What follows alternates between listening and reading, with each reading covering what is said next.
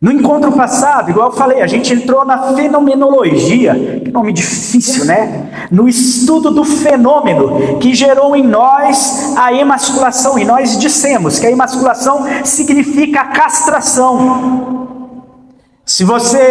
A emasculação era muito praticada na hora de se fazer eunucos no passado, que era o vigilante, o guarda do harém real.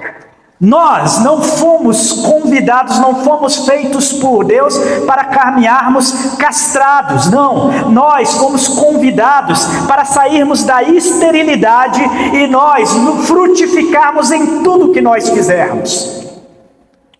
E a emasculação se torna um fenômeno que nasce no Éden, vem se avançando, e de tempos em tempos, em algumas comunidades, ela é exaltada de modo amplo. E nos nossos dias, muito mais. Hoje em dia, ser homem é quase que uma afronta à nossa sociedade. Um dia nós vamos falar um pouco sobre as características do progressismo, como destruidores do homem, sendo homem, exercendo a sua masculinidade de modo pleno. O fenômeno da emasculação apresenta apenas a origem, diz que o problema existe. Agora, quando nós falamos de diagnóstico, nós estamos adentrando no exame, nós estamos partindo para verificação clínica e procurando os sinais daquela doença em nós mesmos. E a gente vai perceber que desses sinais, muitos desses sintomas residem ainda na nossa carne. Nenhum de nós aqui é perfeito. E é por isso que esta palavra serve para todos nós. Alguns dos sintomas aqui eu entabulei 5 sintomas praticamente. E nestes 5 sintomas, deste diagnóstico da emasculação, que nós vamos tratar aqui, eu entendi mais pertinente nesse nosso encontro. Entretanto, existem muitos outros destes sintomas. Etimologia da palavra já dizemos, né? Dia, que vem do grego, significa através ou por meio de. Ignose significa o conhecimento ou ciência. Hoje, a palavra diagnóstico significa a identificação de um problema ou de uma doença ou a patologia por meio de análises sintomáticas, exames e outros sinais. A Bíblia vem nos fazer esse convite. E agora nós vamos para a Escritura em si mesmo, porque a Bíblia nos traz esse convite. A Bíblia lá, em 1 Coríntios capítulo 11, verso 28, diz: examine-se, pois, o homem a si mesmo. E algum pode até dizer: não, mas você está deslocado. O exame aqui está colocado ali no meio da situação da Santa Ceia. É porque alguns se reuniam para banquetear de modo egoísta, enquanto o propósito final da Santa Ceia sempre foi o partir do pão. Então eu deixo esse texto de lado. E nós podemos utilizar 1 Tessalonicenses capítulo 5, 21, que diz: examinai-vos a vós mesmos, se permaneceis na fé. Examinai tudo e retende o bem. E em 2 Coríntios 13, 5 diz: examinai-vos a vós mesmos, se permaneceis na fé, provai-vos a vós mesmos. Ou não sabeis quanto a vós mesmos que Jesus Cristo já está em vós, se não é que estáis já reprovados. Esse talvez seja o nosso maior objetivo aqui. É nós sabermos primeiramente que nós somos maus. Não existe nenhum de nós que é bom. Você consegue se enxergar como um bom homem? Talvez você seja uma pessoa que anda segundo as regras dessa sociedade. Mas na tua mente, você já imaginou quanto a tua mente ela é perversa e pervertida? Como está escrito lá em Romanos 3, 23, porque todos pecaram e destituídos foram da glória de Deus. Salmos capítulo 51, verso 5 vai nos dizer que todos nós nascemos em iniquidade, fomos formados em pecados e concebidos em iniquidade. Em Isaías capítulo 64 vai nos dizer que nós somos como imundo e as nossas justiças, as nossas obras de justiça são como trapo de imundícias. Ou seja, nenhum de nós é bom. Nessa consciência, não há como a gente evitar que o fenômeno, que os sintomas da emasculação atinge todos nós. E não significa que você vai ser emasculado, ser um homem com trejeitos homossexuais. Não, não. Tem muito homossexual, inclusive, que apresenta mais características de consciência, de retidão, de dignidade, de verdade do que heterossexuais. Tem muitos que são mais homens do que heterossexuais. Isso daqui nos convida a encararmos a realidade. Mas vamos aos diagnósticos. O primeiro diagnóstico que eu apresento aqui para vocês é o emocionalismo dos nossos dias. Hoje o fato é que nós estamos diante de homens que se tornaram reféns das suas emoções. Todos nós somos dotados de emoção. Todos nós. Mas não significa que nós podemos, que nós devemos dar o direito, nós devemos dar poder para que as emoções nos dominem. Quando você está na tua casa, quem é casado aqui, levante sua mão. O casamento, que maravilha. O casamento, ele é uma boa escola. Porque o casamento, nós estamos diante da mulher que o padrão dela normalmente é extremamente emocional. É ou não é? A mulher, o padrão dela, chora por tudo. A mulher se desespera. A mulher facilmente, ela perde o equilíbrio emocional. Já o homem numa relação, ele deveria ser o quê? A razão da relação. Ele deveria convidar ao equilíbrio. Ele deveria ser este apoio. Mas o que acontece nos nossos dias? Os homens da atualidade vêm se aprisionando em estados emocionais que revelam o quanto são imaturos.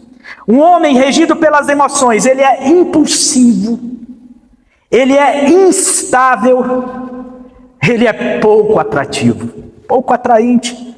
Quem é que aguenta um bebê chorão o tempo todo? Quem é que aguenta? Você entra hoje nas redes sociais, você vê aqueles caras, né? Quando a mulher termina ali com eles, eles ficam, ah, meu Deus do céu, mandando áudio. E esses áudios chegam hoje nos Instagrams e a gente fala, cara, que coisa ridícula. É ou não é? Volta pra mim, porque eu te amo. Cara, isso é ridículo. A gente vai vendo como que vai ficando o homem, que ele vive dentro do padrão emocional, ele se torna difícil de ser suportado. E como eu falei, as redes sociais são testemunhas do quanto os homens estão desequilibrados emocionalmente. Outros que não têm um equilíbrio emocional diante de frustração, o que normalmente o homem faz diante de frustração? Por ser desequilibrado, sabe o que ele faz? Ele vai para os vícios. Ele procura alguma coisa. O cara que ele é frustrado, por exemplo, porque hoje as redes sociais mostram um monte de caminhos aparentes que eles na verdade, insinuam um monte de caminhos de facilidade para você prosperar e vencer. É ou não é desse jeito? O cara coloca lá o vídeo, olha, aprenda essa técnica aqui que em pouco tempo você vai conseguir rentabilizar R$3.000 por dia. Aí o cara fala, caramba, eu quero isso para minha vida. Aí o cara começa a tentar aquilo, ele fica 2 semanas naquilo, ele fala, cara, isso não é para mim. Porque o cara, ele não se move por intenção, mas se move por emoção. Quando ele vai ficando frustrado, a idade vai chegando, o que resta para esse cara muitas das vezes é a bebida alcoólica. E eu posso dizer para vocês, no Brasil, por trás de cada desilusão amorosa, por trás de cada frustração, tem um sertanejo e um dono de bar ganhando dinheiro. A realidade é essa. É ou não é desse jeito? O cara precisa disso para fugir dessa frustração. Porque ele não consegue ter equilíbrio. E dentro da igreja? Gente, está difícil ser crente. Porque os nossos púlpitos hoje, a igreja hoje, ela, como os homens deixaram de exercer a liderança que lhes era apropriada, porque a liderança feminina na igreja era para ser a exceção da exceção da exceção da regra. A mulher, ela não tem psicológico, normalmente ela não tem um equilíbrio psicológico para lidar com os problemas que é estar na liderança. Uma mulher não consegue lidar com isso muito bem. No seu trabalho, por exemplo, quem trabalha aqui com mulheres? Você pode fazer uma pergunta para elas, e lá no meu trabalho eu já me permiti perguntar. Eu falo, enquanto você está aqui no trabalho, onde é que está seu pensamento o tempo todo? Onde que seu pensamento está se voltando? Para casa. Um homem consegue se concentrar no objetivo dele, na ambição dele. O homem consegue fazer isso bem. Um homem não emasculado. Agora uma mulher não. Você vai ver que normalmente a mente dela está em casa o tempo todo. E por isso que as mulheres normalmente não avançam muito em empresas ou no empreendedorismo. É mais comum um homem avançar do que a mulher. E por isso que essa diferença salarial, porque é cada um no seu lugar. Mas a igreja se tornou um palco de experiências emocionais, porque as mulheres estão liderando mais do que os homens. E se a liderança recai mais nas mulheres, naturalmente tudo que vai acontecer na igreja vai pender para o emocionalismo. E os homens têm perdido até a vontade de ir para a igreja. Os homens têm perdido, porque eles abandonaram o que era para eles fazer, entregaram na mão das mulheres, e a igreja se torna menos atrativa. Para ter uma ideia, os homens, o padrão que a igreja tem criado é um padrão de homens, não só de homens, mas de mulheres também. Mas hoje a nossa palavra é para vocês, é para mim, é para vocês. De homens que são totalmente dependentes de experiências emocionais para se manterem dentro da igreja, para se manterem motivados. Se não tiver um arrepio, se não tiver uma epifania, se não tiver alguma coisa desse tipo, um sentimento profundo, o cara para de vir. Eu não sinto mais a presença de Deus. Pelo amor de Deus, cara. Na Escritura está escrito: quem sentir será salvo. Está escrito isso. Está escrito: quem crê será salvo. Deus nunca se propôs a se fazer sentido pelo homem, até porque ele transcende todos os nossos sentidos. Deus, ele se propôs a ser provado, experimentado. É diferente as coisas. O sentir tornou-se mais importante do que crer. João capítulo 3, verso 16, fala sobre crer. Quem crer será salvo. Atos 16, 31 diz: crê em Jesus, tu e tua casa, e serás salvo. Romanos 10, 17 vai dizer que é crendo, é pela fé, não é quem sentir. A necessidade de sentir como fundamento da fé é uma das doutrinas que mais emasculam os homens cristãos dos dias atuais. Dizer que os homens estão hiper-emocionados não significa também dizer que o homem não se emociona e não chora. Porque as pessoas começam a dizer isso, né? Não tem uma música aí, eu lembro uma música antiga, eu acho que do início dos anos 2000, que era Homem Não Chora, né? Por favor, vá embora, e não sei o quê, porque o homem não chora. O homem chora, sim. O problema é que os homens atualmente choram por tudo aquilo que não é para chorar. O cara chora porque perdeu dinheiro.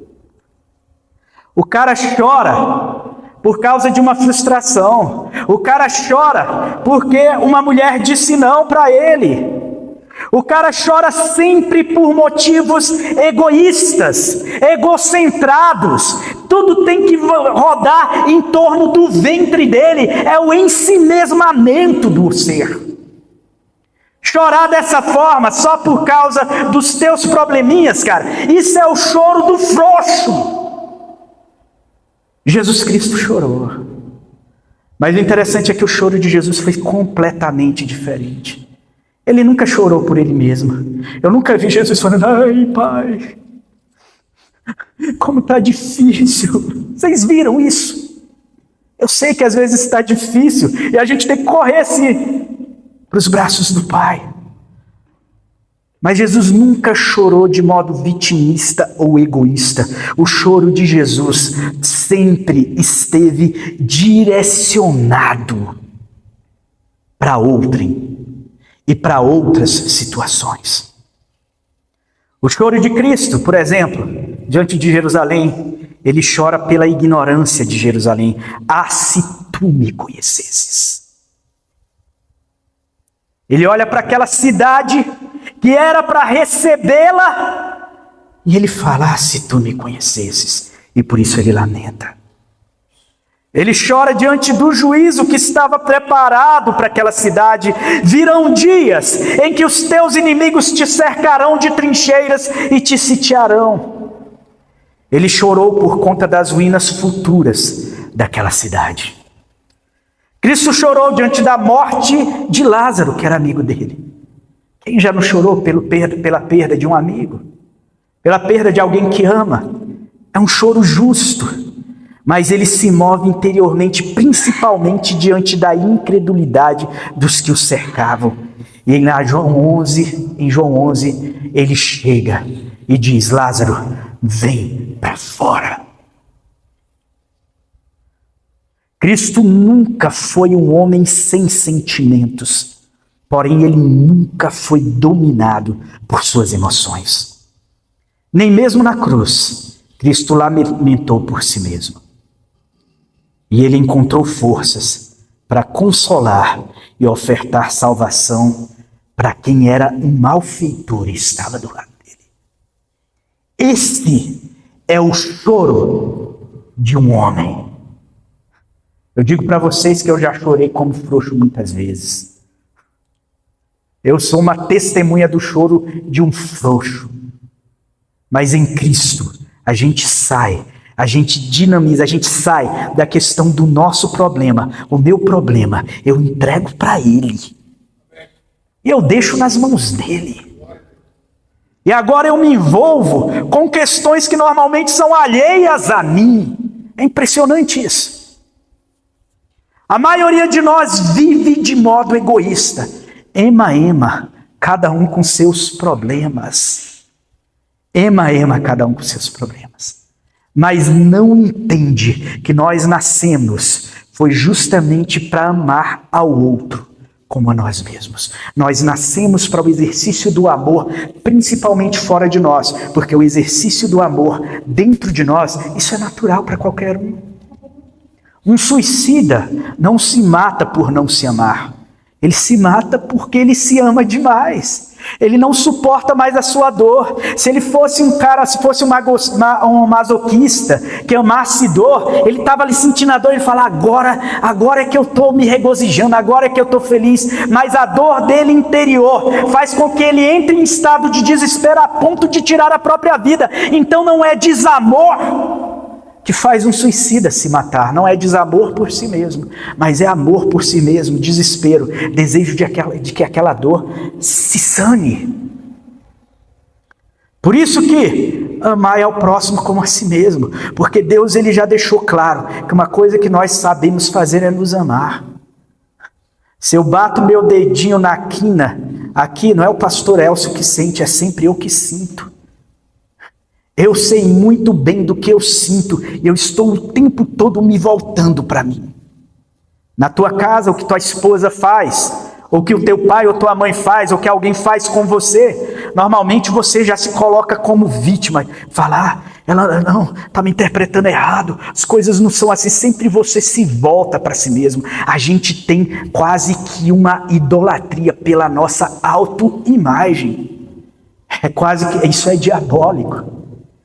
Em Ezequiel capítulo 28, verso 13, a Escritura vai nos dizer que Satanás, Lúcifer, que ele estava no jardim, aquela palavra que foi dada ao rei de Tiro, que nós sabemos que foi destinada a Lúcifer, Satanás, ele cai no momento que ele passa a se autocontemplar. A queda de Lúcifer nasce da autocontemplação. Da mesma forma nós, de modo egoísta, assim vamos nos destruindo. E eu digo para vocês que o evangelho antropocêntrico, esse evangelho que coloca o homem no centro de tudo, que faz o homem se voltar para o ventre dele, ele é extremamente diabólico, porque ele coloca aquilo que era para ser a imagem de Deus e idolatra aquilo que era para antes glorificar a Deus. Nas igrejas do Apocalipse, e nós falávamos disso no culto anterior, a igreja de Éfeso, a igreja de Esmirna, Pérgamo, a igreja de Tiatira, Sardes, a igreja de Filadélfia, a igreja de Laodiceia, elas estão assim, numa posição quase que circular. E a Escritura diz que Cristo está no meio da igreja. O centro tem que ser o Senhor e não nós. As músicas cristãs, não preciso nem dizer. Atualmente, as próprias músicas vêm revestidas dessa roupagem emotiva, repetitiva, que insiste na comoção do público. Tem igrejas que necessitam ficar naquele frenesi, para que possam novamente se inspirar a fazer. Eu senti, meu Deus do céu, você quer sentir. Você quer sentir emoção, pula de paraquedas. Diante de Deus você precisa crer com convicção. Esse padrão emocional deixa a plateia em estado vulnerável para o recebimento de toda mensagem, todo tipo de mensagem, por mais antibíblica que possa ser. Quando você coloca a pessoa em um padrão emocional muito exagerado, este padrão emocional reduz a capacidade de discernimento daquela pessoa. Entenda uma coisa, por que a serpente, ela vai em Eva e não vai em Adão? Paulo vai explicar isso em 1 Timóteo capítulo 2, no verso 14. Ele vai dizer que que o homem não foi enganado, mas a mulher sim, e foi enganada por causa do estado de vulnerabilidade. A mulher, ela foi criada do homem, mas ela foi criada com um padrão emocional mais pulsante, e por isso ela se torna o ser mais vulnerável naquela situação. A serpente não dialoga com o homem. A serpente dialoga com a mulher porque reconhece o estado de vulnerabilidade advindo do caráter emocional, que é tão natural das mulheres. Por isso que eu falo, esse evangelho, ou tudo que de alguma forma exacerba a emoção, o caráter emocional, tira a possibilidade de discernimento. As próprias ideologias atuais, de minorias, que alcançam a maioria das mentes das pessoas, das mulheres e das minorias, o feminismo, ele cresce por quê? Porque se vale deste padrão emocional, dessa vulnerabilidade emocional. E normalmente homens emasculados, vocês podem ver que normalmente homens emasculados pendem mais para a esquerda. Quanto mais emasculado, mais ele pende para o lado esquerdo do jogo. Quando eu falo de ideologicamente falando. Eu não estou falando aqui que a direita é correta, não. Tem corrupção de tudo quanto é lado, tudo é maluco. Não estou aqui passando pano para ninguém, não. Mas a esquerda sabe se valer dessa vulnerabilidade. Ela sabe ser oportunista dentro desta vulnerabilidade. Agora, alguém pode até dizer, mas Jordânia, o salmista, lá no Salmo 34, 18, diz: perto está o Senhor dos que têm o coração quebrantado. Alguém pode até dizer que há necessidade de você ter o coração quebrantado para que Deus se aproxime de nós. Porém, isso nada tem a ver com emocionalismo. Entenda que o nosso Deus não se aproveita da vulnerabilidade para se aproximar do homem. Deus não faz isso. Pelo contrário, ele convida o homem para tirá-lo do estado de vulnerabilidade. Quando ele cria o homem, coloca ele ali no Éden, ele entrega para o homem senhorio sobre todas as coisas. Vocês dominarão sobre os peixes no mar, sobre as aves no céu. Você dará nome, irá conceituar todas as coisas, e você irá dominar sobre esta terra, cultivando e guardando ela, fazendo com que ela progrida em crescimento e em prosperidade, e ao mesmo tempo protegendo ela. Esse é o estado natural de coisas. E é isto que o Senhor quer te devolver. É isso que o Senhor quer nos devolver. Ele não quer se aproveitar da nossa vulnerabilidade. A vulnerabilidade é um padrão, aproveitar-se da vulnerabilidade é um padrão próprio do diabo. Como eu disse, Deus, ele quer nos tornar menos vulneráveis. Por isso ele se apresenta como nosso refúgio e torre forte. Salmos capítulo 46, 1, Provérbios capítulo 18, verso 10. Ter o coração quebrantado é ter uma consciência contrita, que busca o socorro do Senhor, se rende à sua proteção. A palavra hebraica kal, que foi traduzida para a gente como quebrantado, significa literalmente esmagado, quebrado. É nesse contexto que Davi estava, quando ele escreve aquele salmo, o Salmo 34. Ele estava fingindo-se de louco diante do rei Aques, rei de Gade. É num contexto de risco à sua vida é que ele se vê quebrantado. Hoje em dia, as pessoas... Nota que aqui o quebrantamento, é isso que eu quero dizer para você. O quebrantamento, ele nasce de uma situação circunstancial e não de uma situação manipulada, criada para que você entre num estado de vulnerabilidade emocional. Você entende a diferença entre uma coisa e outra? O quebrantamento é quando você está vivendo perseguição, dificuldade, está vivendo perda, está vivendo com dificuldade financeira, está vivendo alguma doença em você. Isso vai te colocar no estado de quebrantamento. Mas não eu criar aqui um ambiente propício para te deixar emocionadinho e a partir daí eu me aproveitar da tua vulnerabilidade para te convencer. O Espírito Santo é que convence o homem do pecado, da justiça e do juízo, e nunca vai se valer da vulnerabilidade humana. O quebrantamento não significa uma condição manipulada, preparada por meio de artifícios humanos para facilitar uma experiência espiritualista. Significa uma condição de perigo ou uma circunstância de dificuldade real, ou seja, não é um emocionalismo induzido, mas uma situação de condição circunstancial do ser. Nós vamos agora para o segundo tópico, a inconstância.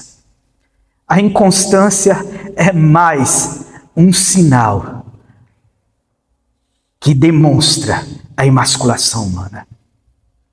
A inconstância é a incapacidade de insistir de modo disciplinado em um dado objetivo ou tarefa. A inconstância no que se refere ao Evangelho se opõe a um imperativo da Escritura. Assim Paulo nos escreve: portanto, meus amados, sede firmes e constantes, sempre abundantes na obra do Senhor, sabendo que o vosso trabalho no Senhor não é vão. A inconstância se vê sempre vinculada a padrões emocionais, por incrível que pareça. Uma coisa liga a outra. Um cara que ele é emocionado demais, ele vai ser sempre inconstante. Um narcisista. Vocês já ouviram falar do transtorno de personalidade do tipo narcisista? Quem já ouviu falar disso? Transtorno de personalidade do tipo narcisista é um negócio cruel.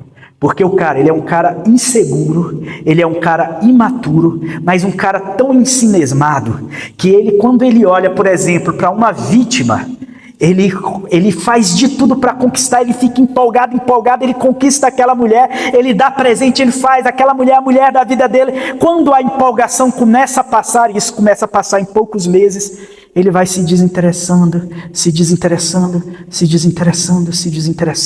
e aí ele larga de lá. passa a humilhar, passa a destruir, acaba com aquela pessoa. O narcisista é naturalmente inconstante. Nós temos nos tornado inconstantes, justamente porque tudo que a gente coloca a mão, a gente depende de sentir-se bem para executar uma determinada tarefa. Cristo sentia-se bem para ir à cruz. Cristo sentia-se bem ali no Getsemane. Será que ele estava se sentindo bem? Será que ele estava repousando um sentimento de vontade? Agora eu vou cumprir o propósito. Não estava nada disso. Cristo, em amargor, ele decide fazer e vai até o profundo e faz. Isso é a natureza de um homem verdadeiro. Quando você se propõe algo, você não faz por gostar ou por desgostar. Você faz porque deve ser feito. A constância exige isso. Em dias de avanço inacreditável da tecnologia da informação, os vícios e hábitos que encarceram a atenção e mente humana foram estudados profundamente e aplicados em tudo que nos cerca. Note uma coisa, o teu celular hoje ele existe para te produzir sensação o tempo todo. Ele existe para o tempo todo operar algum tipo de sensação em você. Ele está aliado o tempo todo com alguma resposta emocional sua. Isso daí foi tudo estudado já há muitos anos. A neurociência já vem estudando isso. E agora as Big Techs se apropriaram deste conhecimento, converteram a tecnologia e a gente fica aqui o tempo todo, olha. O cara, ele quer ver um assunto político. Cara, em meia hora que você para ver as notícias do dia, você já viu todas. O resto é tudo repetição. Às vezes em 15 minutos. Só que você tem que ver. Eu quero ver como que fulano está já falando sobre isso. E todo mundo está falando do mesmo jeito sobre a mesma coisa. Já que é o mesmo fato, todo mundo normalmente vai falar do mesmo jeito. Mas a gente tem uma necessidade de ficar vendo, e sobe tela, A bomba de dopamina que vai enchendo a nossa mente, faz com que a gente fique viciado em uma recompensa imediatista. Porque tudo está diante da gente, eu já tenho recompensa. A pornografia nem preciso dizer. Está a um braço de alcance. Aí o cara tem recompensa imediata, o tempo todo o cara entra, e o cara está o tempo todo tendo a recompensa imediata. Quando ele está diante da mulher, o cara nem sente mais prazer na sua esposa, porque o cara precisa de recompensa imediata, e mulher não funciona de modo imediato. Você tem que esquentar, você tem que chegar, você começa de manhã falando que ela está linda, você vai durante o dia dizendo isso. Quando chega de noite, meu amigo, a lingerie já está vestida, pronta para você só se aproveitar. E ainda você tem que fazer uma entrega completa. Mas a gente não, a gente hoje depende disso que é imediatista. Os casamentos não têm prosperado por conta disso. O cara, ele precisa sentir o arrepio. Ele fala, cara, eu não sinto, eu acho que eu não amo mais, não tenho mais aquela paixão, aquele fogo, eu não tenho mais isso. Aí começa a conversar com uma colega de trabalho, daí um pouco o cara tá se entrando, ele fala, eu senti algo diferente, eu também senti. Então vamos pegar o que a gente sentiu, vamos juntar o que a gente sentiu, vamos sentir mais coisas juntos. Cara, e a traição tá bolada, tá pronta, porque não existe mais constância em nada. Um relacionamento, um casamento exige disciplina, exige que você cultive o tempo todo, exige que você proteja o tempo todo. Tudo na sua vida, um trabalho para você prosperar nos estudos, para você prosperar em qualquer coisa, tudo de você vai exigir a disciplina. E aí fica um monte de homem frustrado, perdido, desesperado, porque não consegue mais se entregar à disciplina, está viciado, totalmente viciado nessas recompensas imediatas. Os bets que estão aí, esses joguinhos de aposta, eles começam dando recompensas imediatas. Eles viram para você: eu estou liberando R$ 1.000 para você jogar à vontade. Aí você começa a jogar, você perde ali, ganha, perde 50, ganha 100, perde 20, ganha 200, você perde tanto e vai indo, daqui um pouco. Aí você olha: cara, eu estou só ganhando. Quando você não consegue mais se livrar daquilo, porque você está aprisionado por causa da recompensa imediata, começa aí todo o seu dinheiro, começa aí toda a sua grana, você começa a pedir emprestado para a agiota. Eu já vi isso acontecendo. Eu vi uma mãe chegando onde eu trabalho, chorando e contando para mim que o filho dela foi se envolvendo com isso, foi devendo para a agiotagem. Chegaram os agiotas na casa dela, colocaram ela de joelhos com a arma na cabeça, falando: ou você paga a dívida do teu filho, ou teu filho e você vão morrer, por causa da necessidade de recompensa imediata. A constância exige de nós a disciplina e o tédio. Eu gosto muito da história daqueles jovens que foram mandados para a Babilônia. Quando eles chegam ali, aqueles príncipes judeus, eles viram e dizem: nós não queremos comer os manjares do rei. A gente prefere vegetais. E eles se abdicam daquilo que traz prazer imediato. Gente, uma picanha suculenta sendo cortada na sua frente, quando coloca na boca na mesma hora, isso dá um estágio de prazer. É uma delícia, ou não é? Eu acho que vocês até imaginaram eu falando aqui, ou não é? Cortando assim, ela pingando, aquele quase sanguinho descendo. Quando coloca na boca, meu amigo, parece que você vai na glória e volta. Não é desse jeito. Os caras falam: não, eu não vou ficar dependente de recompensas imediatistas. Os caras vão para os vegetais. Eles escolhem o caminho do tédio, e a disciplina deles lhes faz ficarem mais fortalecidos naquele reino perverso. Se tornam, na verdade, exemplos naquele reino. Novas gerações vêm se tornando cada vez mais impacientes e indisciplinadas. Teus filhos pequenos aí. Vocês já viram que os novos desenhos, o padrão deles é a mudança de imagem a cada 3 segundos? Quem já observou isso? Cada 3 segundos muda a imagem, muda a imagem, muda a imagem. E o menino fica ali no celular, fica ali no celular, fica ali no celular. Quando a gente era pequeno, quem aqui é da década de 80, 90 sabe disso? Quem é antes, ainda mais do que a gente. A gente assistia ali um desenho animado, terminado o desenho animado, a gente ia fazer qualquer coisa. Ia jogar bola, ia brigar na rua, mas a gente caçava um trem para fazer. Hoje os meninos tiram o celular, é o desespero. Por isso que vai ficando uma geração cada vez mais impaciente, indisciplinada. A inconstância se torna o padrão natural do homem moderno. Homens inconstantes e indisciplinados não se desenvolvem pessoalmente, seja natural ou espiritualmente. E o que colhem é frustração em cima de frustração. Se tornam mal-sucedidos em tudo o que fazem. Ser constante pressupõe firmeza em se fazer o que tem de ser feito, não por recompensa imediatista, mas por consciência elevada. Vocês entendem aqui a diferença? Eu faço. Vocês já notaram? Eu falava disso na nossa reunião anterior. 55% dos lares brasileiros hoje são chefiados por mães solo, sejam solteiras, divorciadas ou viúvas. 55%. Por mães solo. Nós temos ainda um percentual que são de casais ou pares homossexuais. Vamos colocar aí mais 5%. Significa que sobrou para os homens, para os héteros, uns 40%. E a gente está perdendo nesse jogo, porque os homens são incapazes de fazer o que é para ser feito. O cara é fácil chegar lá, ter o orgasmo dele, ir para casa e acabou. Aí a mulher está grávida e ele foge, que nem o diabo foge da cruz da pensão.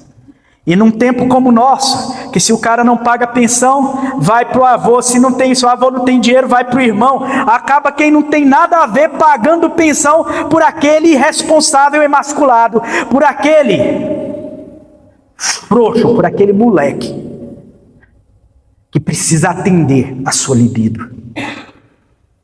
A constância se firma na convicção, não na sensação. Requer disciplina, repetição, insistência. Disciplina exige dor e sacrifício, exige tempo de dedicação, exige decisão, corte, exige abrir mão de gostos. Esse é o único método que conduz ao sucesso verdadeiro. Vamos agora para a carência afetiva.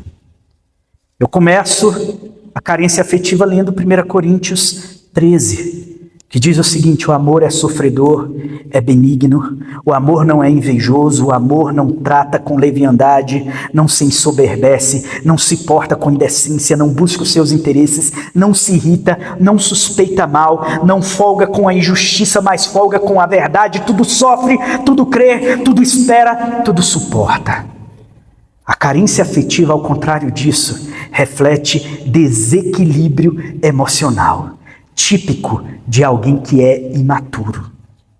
E a imaturidade, amados, ela é uma das formas de emasculação. Uma criança de 6 anos, ela é biologicamente pronta, ela está biologicamente pronta para multiplicar, ela está biologicamente pronta para ter filhos. Não pode tentar, pode ser abusada sexualmente, o que for. Filho não sai de um menino biológico de 6 anos de idade. Não sai. A carência afetiva nasce dessa imaturidade. O que sai daí é só trauma, é só dor, é só problema, mas nunca vai frutificar para o bem. A emasculação é esterilidade e a emasculação é esterilidade. E a imaturidade, por sua vez, representa outra forma de esterilidade, que é a consequência imediata da emasculação. Assim, tudo que vem como reflexo da imaturidade emocional de um homem recai na incapacidade de gerar frutos segundo as virtudes espirituais superiores. No fim, isso gera apenas ansiedade, trauma, dor, sofrimento, onde quer que toque. Homens com carência afetiva se tornam um bando de bebê chorão. São meninos birrentos, cheios de caprichos, são incapazes de se manterem firmes e constantes. A gente volta para tudo que estava lá atrás. São incapazes de abundar em qualquer aspecto da vida. A carência afetiva coloca o indivíduo em completo estado de vulnerabilidade, e o preço dessa vulnerabilidade é terrível. É preciso entender que uma mulher madura nunca se atrai por um homem afetivamente carente. Nunca.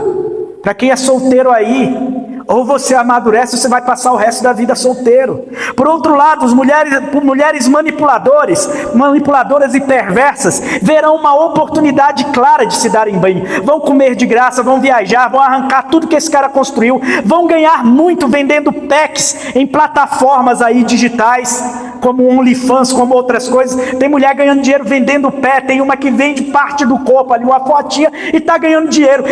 O interessante é que tem bocó que compra. Cara, é muita idiotice você imaginar que o cara vai pagar para ver uma coxa. Cara, é muito ridículo. Além as que são boazinhas, né? Máximo que não vão arrancar muito do cara não, mas vão deixar ele totalmente o resto da vida na friend zone, né? Na zona da amizade aí, o cara que é solteiro. Os homens que se casam, esposas de homens que são carentes afetivos, se cansam até o ponto de perderem completamente a atração por seus maridos. Cara, uma mulher perdeu a atração, perdeu a admiração porque aquele cara, ele é carente afetivamente, acabou. Vocês sabiam que 70% dos divórcios, eles são iniciados por mulheres? Vocês sabiam disso? 70% dos divórcios são iniciados por mulheres. Por que será? Porque tem um bando de menino hoje em dia querendo casar. E se torna insuportável isso. E tem casos que ainda culminam em traição. Eu via uma psicóloga falando que hoje, atualmente, 50% das mulheres traem. A única diferença é que o homem, quando trai, ele conta. Falou, peguei, olha, tava lá, a menina era toda lindinha, então fui, peguei mesmo. O cara é bobão, idiota, ele vai e conta para os amigos para contar vantagem. A mulher não conta nem para a melhor amiga dela. A mulher não abre o bico quando ela está traindo. E ela está ali com aquele cara imasculado, aquele cara inconstante, com aquele cara emocionado, com aquele cara carente afetivamente. Ela cansou daquele cara, ela começa a ter admiração por outra, porque a mulher não vai tanto pela beleza, né? Se a mulher fosse olhar para a lataria, eu acho que a maioria aqui não estava casada, nenhum de nós aqui tinha se achado. A mulher olha para outras características. Aí ela começa a ver essas outras características, daqui um pouco o cara nem sabe mais. Tem outra pessoa conhecendo muito bem a esposa dele. Um homem que ele é dessa forma, ele está o tempo todo no polo feminino. E estar no polo feminino torna o cara normalmente desequilibrado e violento. Vocês já viram os casos de violência? Normalmente são caras desequilibrados, caras que eles são desesperados. A mulher não quer mais saber do cara, o cara vai lá na academia, como aconteceu alguns anos atrás, e aí mata a mulher e mata o instrutor. O cara, ele está desesperado porque o cara, ele não tem a carência afetiva do cara, gera nele um desequilíbrio emocional e faz o cara ficar violento, porque o cara está aqui pulsando em testosterona, só que o cara, ele é um imaturo, ele é um frouxo. Você viu que criança não tem muita testosterona. Quem tem testosterona, isso é para homem. É quando começa a criar músculo, é quando você começa a ter todos os aspectos da sua maturação para o exercício pleno da vida masculina. Seja sexual ou seja para o exercício da força, da caça, do preparo físico, para tudo isso. Agora imagina um menino com a força de um homem. Pega uma criança de 2 anos e coloca 1,90 m, coloca ele ali com 110 quilos de puro músculo e tira o brinquedo dela para ver se ele não te deixa no chão sangrando. Um homem emasculado, imaturo, se torna violento por causa disso. É um menino dentro de um corpo de um homem. E aí pulsa testosterona, pulsa violência feminina, pulsa tudo isso. E tudo vai se apertando. Um dia a gente vai falar só sobre a Lei Maria da Penha. Em breve nós vamos ter uma reunião só sobre isso, para vocês entenderem como a coisa está fechando para o nosso lado. Está ficando cada vez pior. Agora vamos lá. O cara que se vê dominado pela libido. Gente, isso daqui é o maior problema da maioria dos homens. Eu quero ler um texto com vocês, que está lá em Filipenses capítulo 3, versos 18 e 19, está escrito assim: porque há muitos dos quais muitas vezes vos disse, e agora também vos digo chorando, que são inimigos da cruz de Cristo, cujo fim é a perdição, cujo Deus é o ventre, e cuja glória é para a confusão deles, que só pensam nas coisas terrenas, cujo Deus é o ventre. O cara que transforma no seu Deus. O cara que transforma as suas necessidades instintivas e fisiológicas no seu Deus. Paulo ainda escreve mais à frente, em 2 Timóteo: sabe, porém, isto, que nos últimos dias sobrevirão tempos trabalhosos, porque haverá homens amantes de si mesmos. E depois em Romanos ele diz o seguinte: por isso Deus os entregou às concupiscências de seus corações, à imundícia, para desonrarem seus corpos entre si, pois mudaram a verdade de Deus em mentira e honraram e serviram mais a criatura do que o Criador. O cara passa a honrar mais o seu ventre do que a Deus. Ter o ventre como Deus é ter as suas necessidades, é ser dominado por suas necessidades mais básicas e instintivas. No contexto bíblico, o que revela a nós a condição de idolatria a um Deus é o quanto nos dedicamos a servi-lo. Eu conheci um rapaz que ele me contou desesperadamente. Ele tinha isso na época da fita cassete. Ele me contou, ele falou: Jordânia, eu não sei o que eu faço. Eu tenho lá em casa mais de 300 fitas pornô. Que ele me contou. Aí ele me falou: eu não sei o que eu faço. Eu falei: uai, cara, joga fora. O cara vivia, o cara não tinha mais força em si mesmo, porque o cara ficava dentro do quarto o tempo todo só diante daquilo.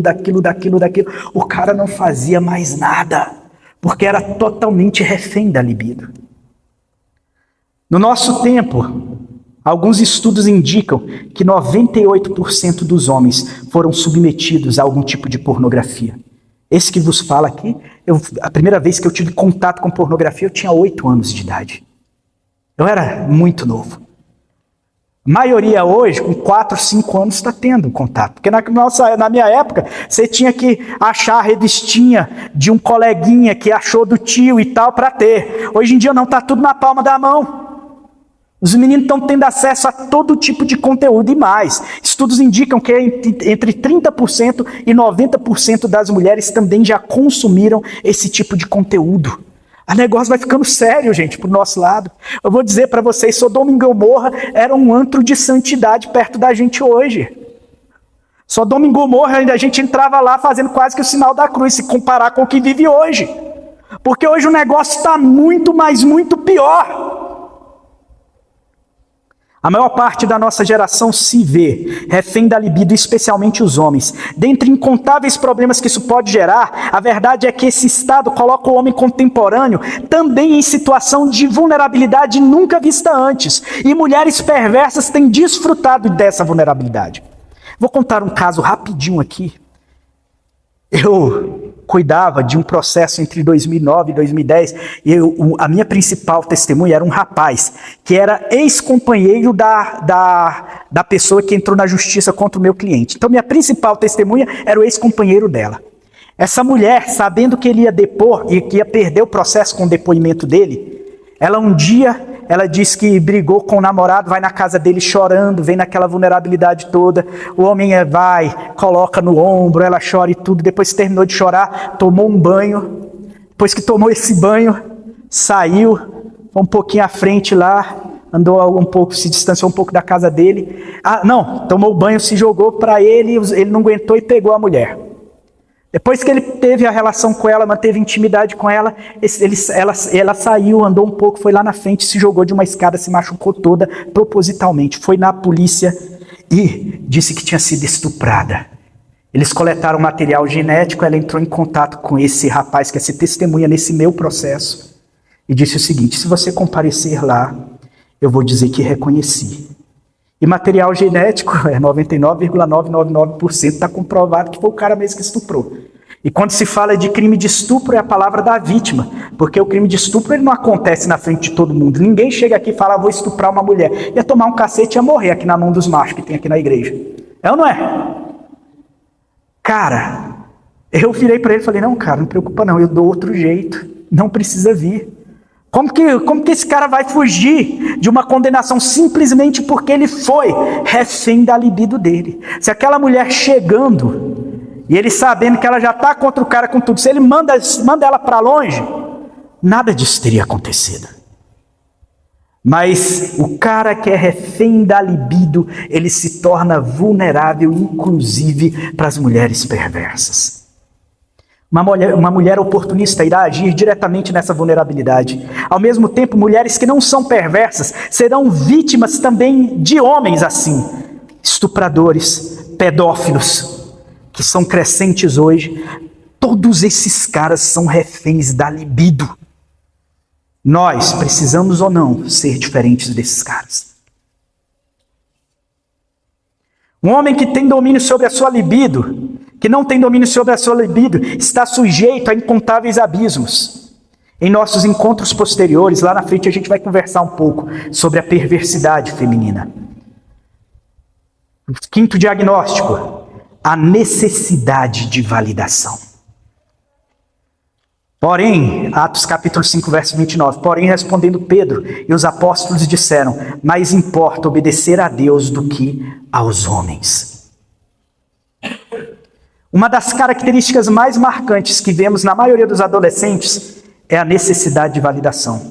Teve um garoto, no ano de 2011, o nome dele é Xiao Wang, que ele estava na escola e ele se achava deslocado, porque todos os colegas eles tinham acesso a celulares de última geração, essas coisas. Sabe o que esse moleque fez? Ele se propôs a vender um rim dele para comprar um iPhone 4. Essa história, ela foi muito propagada, eu tirei inclusive da BBC. O moleque foi no mercado negro e aí fez a cirurgia, vendeu o rim, comprou um iPhone e um iPad. Aí ele começou a dar aula de bonzão na escola por poucos meses. Por causa das condições do lugar onde ele estava, onde foi feita a cirurgia, ele pegou uma infecção generalizada, essa infecção sobrecarregou o outro rim, e esse garoto, desde 2011, ele tinha 17 anos em 2011, desde 2011, ele se vê numa cama 24 horas, dependente de hemodiálise e sentindo dores constantes, perpetuamente ele vem sendo assombrado pela dor. A necessidade de validação mutila o homem, mutila o teu ser. A necessidade de ser validado mutila o teu caráter. A necessidade de ser validado te deixa inativo, te deixa sem movimento. A gente pode dar aqui vários exemplos dessa necessidade de validação.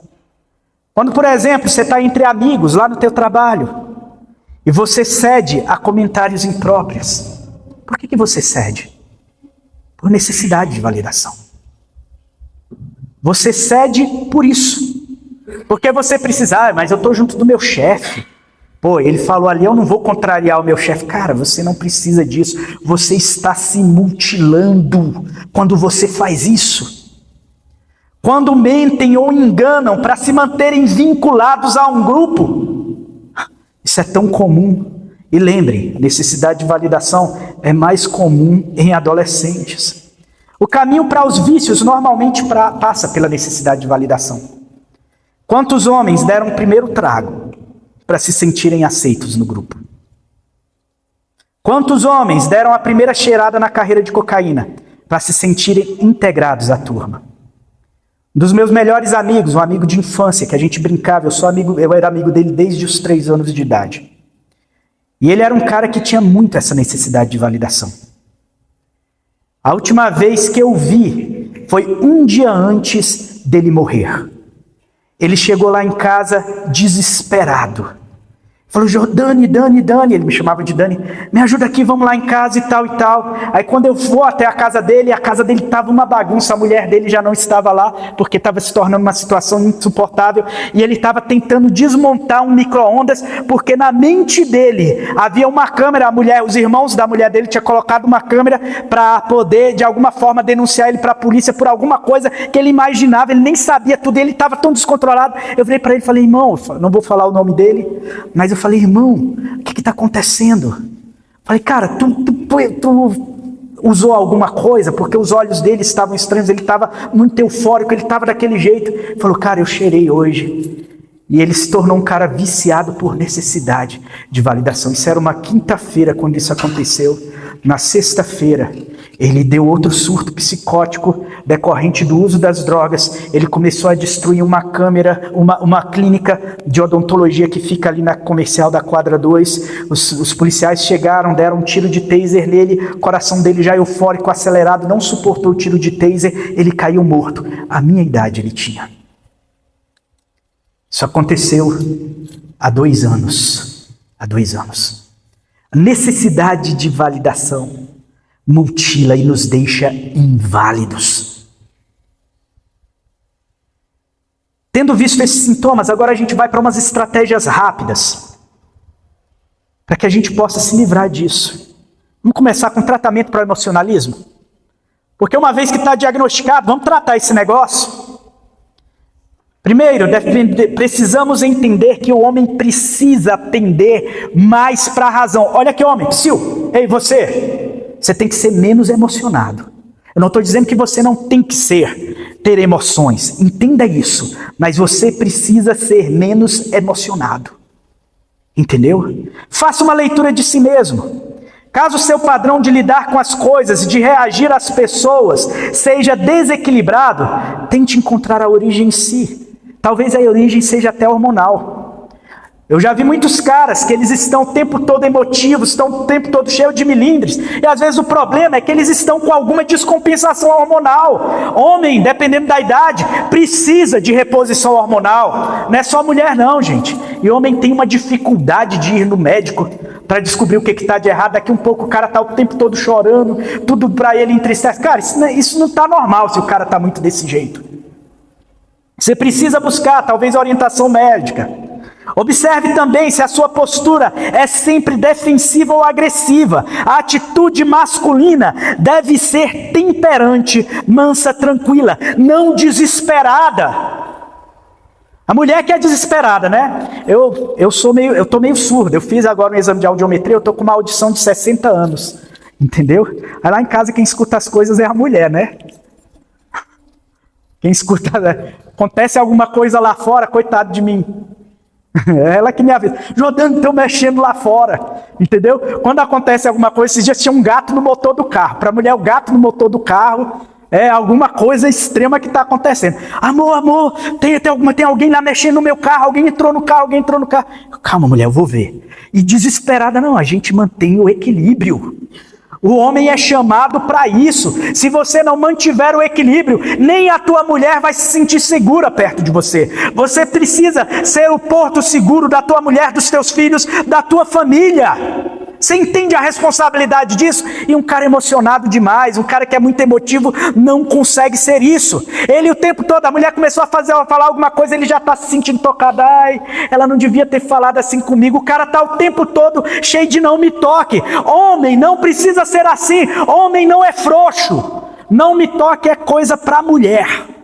Vocês estão entendendo? É a mulher que fala, por que você falou mais alto comigo? Vocês já viram que tem homem hoje que está respondendo desse jeito? Por que você falou daquele jeito comigo, amor? Cara, não. Para com isso. Não é esse o padrão masculino. Entenda que tem alguma coisa descompassada. Olha só. Eu vou apresentar aqui a escalada que Pedro nos propõe, para que a gente possa alcançar um comportamento mais temperante, menos dominado pelas emoções.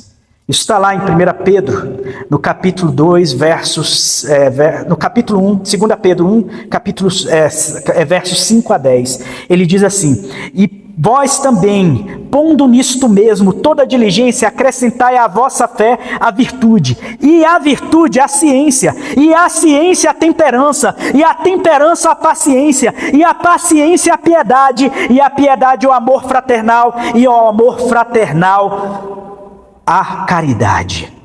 Pedro nos oferece uma escalada para o controle das sensações e emoções. E se observarmos aqui, é um processo principalmente racional. Não é um processo emocional, gente. É um processo da razão. Ele começa dizendo, acrescente a virtude, a fé. Ou seja, na sua fé, coloque mais virtude. Quando a gente lê lá em Filipenses capítulo 4, 8, está escrito o seguinte, finalmente, irmãos, tudo que é verdadeiro, a verdade, tudo que é nobre, nobreza, tudo que é justo, justiça, tudo que é amável, amabilidade, tudo que é de boa fama, se há alguma virtude e se há algum louvor, nisso pensai. Pedro aqui nos convida a colocar na fé as virtudes. Acrescente virtude à fé. Tudo no Evangelho está intimamente ligado à fé, eu sei disso.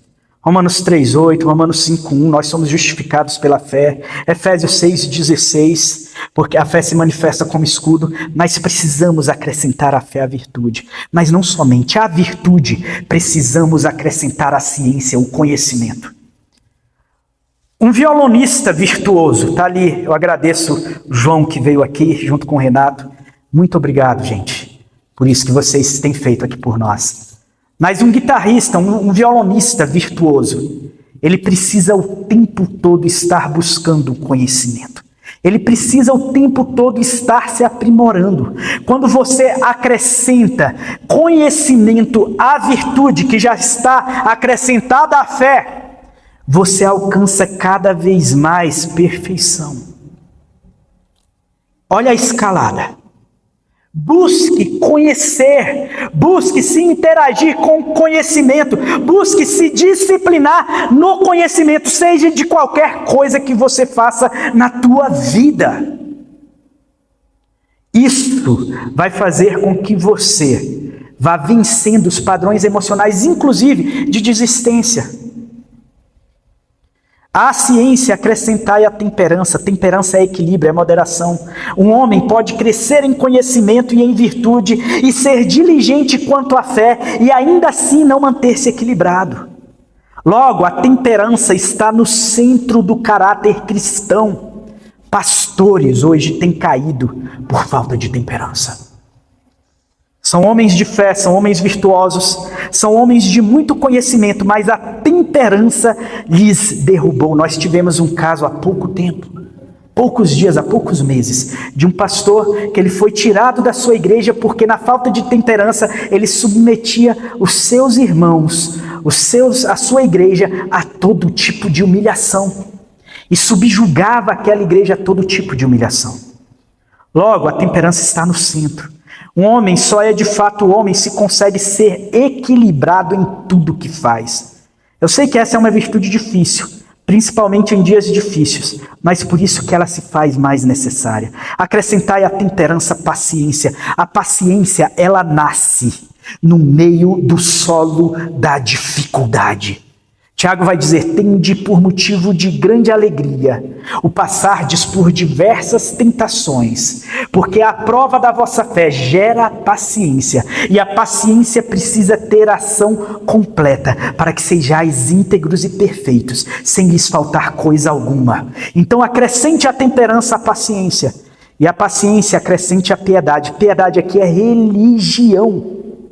O significado de piedade é religião, mas não na forma que o mundo apresenta para a gente. O mundo apresenta para a gente a forma religiosa, de modo sacerdotal, todo mundo assim, acendendo. Não, não é nada disso. Religião, a religião pura e imaculada, é aquela que Tiago nos ensina, que é visitar os órfãos e as viúvas nas suas tribulações e se guardar da contaminação do mundo. Acrescente isso à paciência. E a piedade, acrescentai o amor fraternal e também a caridade. E aqui é um convite a nós nos unirmos em fraternidade, para nós vivermos para a glória de Deus, enquanto exercemos as boas obras para as quais nós fomos criados em Cristo Jesus. Efésios capítulo 2, verso 10. Isso é importante, mas a maioria de nós homens, o que a gente quer? A gente quer, como o Renato falou, distanciamento. A gente não quer se vincular a uma fraternidade que seja para o avanço do reino. Tratamento para inconstância é fácil, disciplina. A disciplina exige afastamento de tudo que nos gera distração. Cara, se é o celular que é um problema para você, cara, sai do celular. Veja que Cristo, sendo Filho eterno de Deus, eu gosto de deixar claro que Cristo não é o Filho do Deus eterno. Eu sou filho do Deus eterno, você é filho do Deus eterno. Cristo é o Filho eterno de Deus. É importante discernir. Mas ele sendo o Filho eterno de Deus, diferente de nós, ele submeteu seu corpo e suas vontades à mais profunda disciplina quando ele foi ao deserto após o seu batismo. Ele submete a sua mente à disciplina. Ele submete o seu corpo à disciplina. Se ele fez isso, imagina nós. Se ele sendo filho eterno o eterno Filho de Deus, imagina nós que somos filhos do Deus eterno. Nós precisamos muito mais. Então a minha primeira dica, dedique-se ao jejum, à oração e à meditação da Escritura. Faça isso. Isso vai te levar a se desvincular e se desviciar destas coisas que são triviais. Tira um fim de semana de jejum, sem tocar no celular. O pessoal critica muito, né, esses retiros espirituais ou encontros, onde o cara passa ali 3, 4 dias isolado fazendo alguma coisa. Em dias como o nosso se tornou necessário muitas das vezes. Por mais que não era para precisar disso, não era para precisar, a realidade é essa, entendeu? Minha esposa vira, sobe a montanha ali das louças que se tem para lavar. E aí eu fico disciplinado ali, oro e jejuo e consagro enquanto estou lavando as louças. Mas eu não estou falando, mas o problema não é isso. O problema é que hoje ninguém mais faz o que era para ser feito. Então tirar uns dias, 3 dias, 4 dias para fazer isso, é lógico que lá você vai ter um impacto espiritual diferente de tudo que você já viveu. Porque ninguém mais faz isso hoje. O que era para a gente fazer corriqueiramente, a gente não faz. Aí precisa pagar para fazer. Cara, que loucura! Eu não estou falando que é loucura o evento, mas eu estou falando, a gente chega a esse ponto. Se a gente estivesse fazendo o que era para ser feito, não ia precisar de nada disso. Não ia necessitar de nada disso. Vocês entendem bem o que eu estou falando? Para honra e glória do Senhor? Aí o cara vai, se vocês começarem a se desvincular destas coisas e entra lá o dia todo mortificando a tua carne, né, sem comer, e orando, e na escritura e tudo isso, cara, não tem jeito, você vai se livrar destas coisas, você vai se tornar um cara mais concentrado, vai se tornar um cara mais consciente, vai se tornar um cara mais disciplinado. Você não faz jejum e oração para receber algo de Deus, não. Você faz jejum e oração é para se tornar mais disciplinado, porque isso é necessário para a tua vida. Não é porque é necessário para agradar a Deus, não. Deus não está nem aí para sacrifícios ou holocaustos. Deus, Ele está aí para misericórdia. Muito mais do que sacrifício. Mas isso eu faço porque eu sei que eu preciso deixar de ser submisso a isso daqui. Eu preciso deixar de ser submisso a essas coisas. Os frutos disso serão perceptíveis em todas as tarefas que você se propuser a fazer.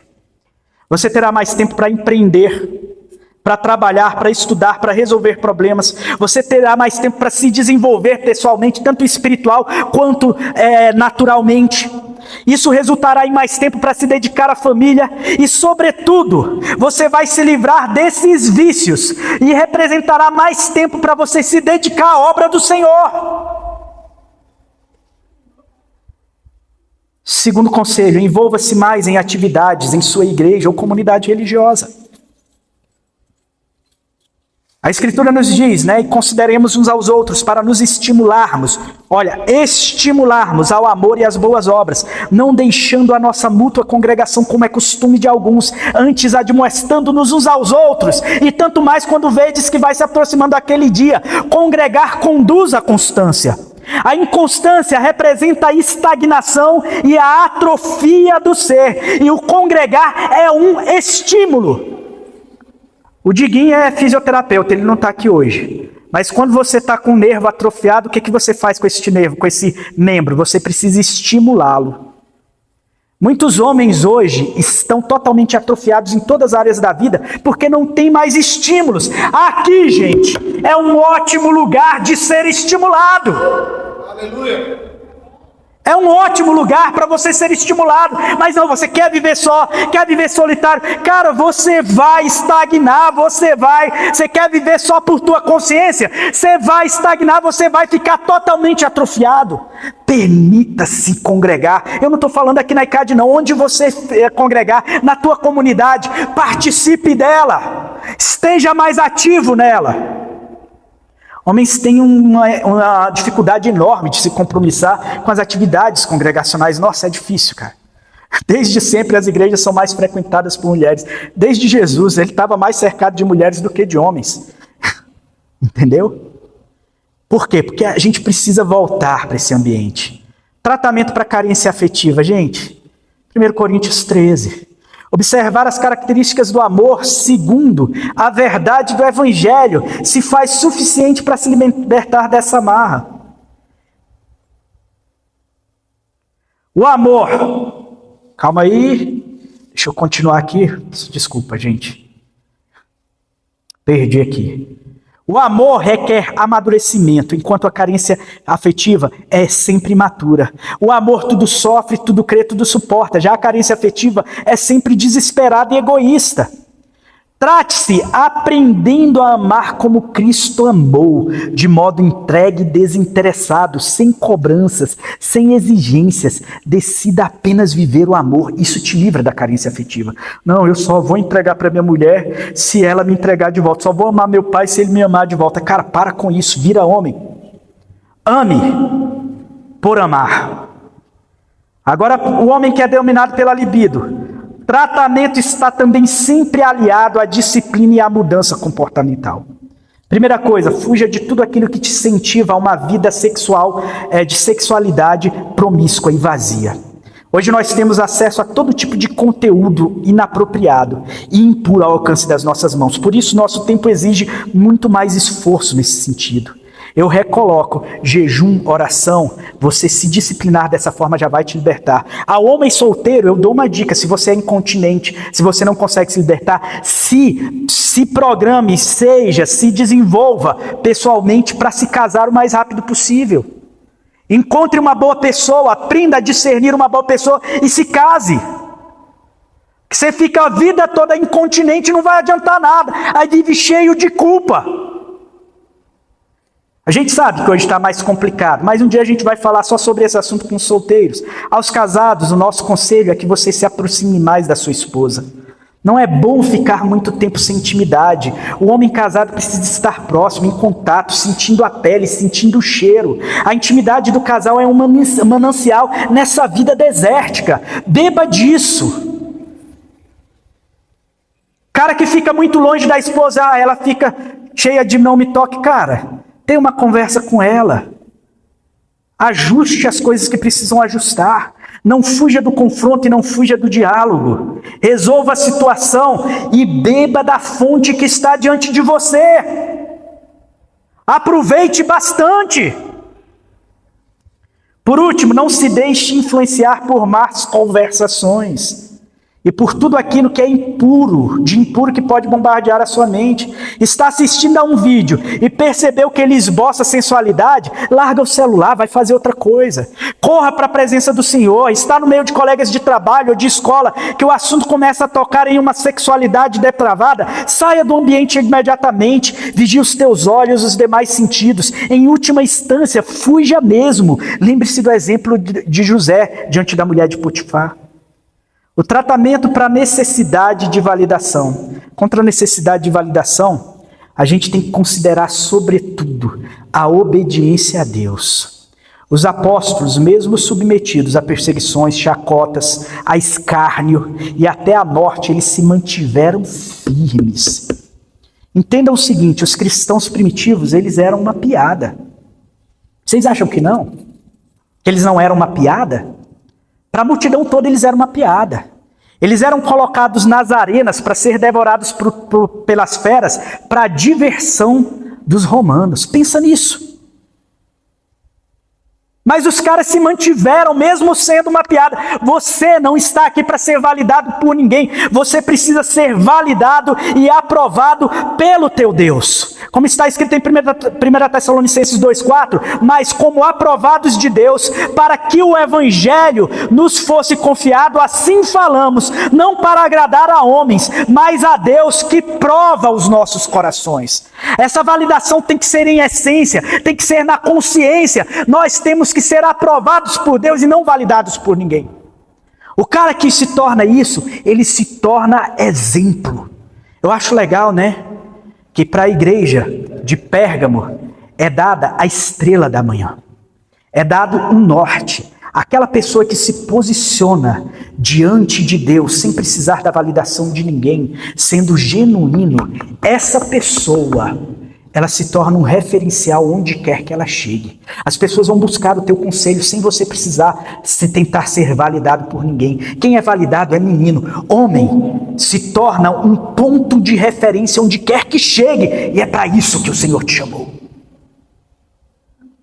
A virilidade exige de nós resistência contra tudo aquilo que denigre a glória de Deus. Nosso casamento, nosso trabalho, nossos relacionamentos de amizade, tudo deve apontar para a glória de Deus e não para a validação de homens. O pastor Rick Phillips, certa vez ele escreveu, contei essa história aqui no domingo passado, sobre um rapaz que ele era um pianista extremamente virtuoso. E enquanto ele fazia uma apresentação num teatro lotado, quando terminou a sua apresentação, a plateia toda se põe de pé. E quando fica de pé, todo mundo começa a aplaudir, e aí o organizador de todo aquele evento vira para ele e fala: volta lá porque eles estão pedindo bis. E ele diz: eu não vou voltar. Mas está todo mundo de pé. Ele fala: não, tem um homem lá dentro que não está de pé, tem uma pessoa que não levantou. Aí você fala: nossa, que cara arrogante, né? Só se todo mundo levantar que ele volta. Eu falo: mas como assim? Por causa de um você não vai voltar? É porque ele é o meu mestre. Foi ele que me ensinou. Aquele jovem não estava preocupado com o aplauso de todo mundo, não. Ele só queria ser aprovado por uma pessoa. Da mesma forma, nós temos que ser assim. Nós precisamos ser aprovados unicamente por Deus. E ponto. O resto, eu posso ser levado a escárnio, eu posso ser motivo de chacota, eu posso ser motivo, lá vai o crente, não tem problema. Diante de Deus é o que vale. Vocês entenderam? Conclusão, como falado na introdução, diagnosticar é o primeiro passo para iniciarmos o tratamento e até mesmo a cura. Quanto a esta última, a realidade é que enquanto nesta existência estamos lidando com uma doença crônica que precisa ser tratada e acompanhada até o dia em que nos despirmos desse edifício terreno, que é o nosso corpo. É por isso que Paulo chega a exclamar: miserável homem que sou, quem me livrará do corpo desta morte? Contudo, a gente precisa de esforço contínuo, errando e se arrependendo e continuando, e somente assim é que vamos avançando e revertendo a castração que sobre nós foi imposta através do pecado e agora reforçada por meio de ideologias e filosofias que atacam os nossos dias e que atacam a masculinidade. É assim que a gente vai revertendo isso. Aqui o nosso intuito é nos unirmos, para que assim nos tornemos mais fortalecidos no Senhor, a fim de nos aperfeiçoarmos conforme o nosso modelo eterno, que avancemos na direção, em direção à medida da estatura completa de Cristo. Amém. Eu agradeço a oportunidade em nome de Jesus. Chamo aqui o Bruno para fazer a finalização. Amém. Pode dar oportunidade para o Renato e aí vamos cantar mais uma canção, tá bom?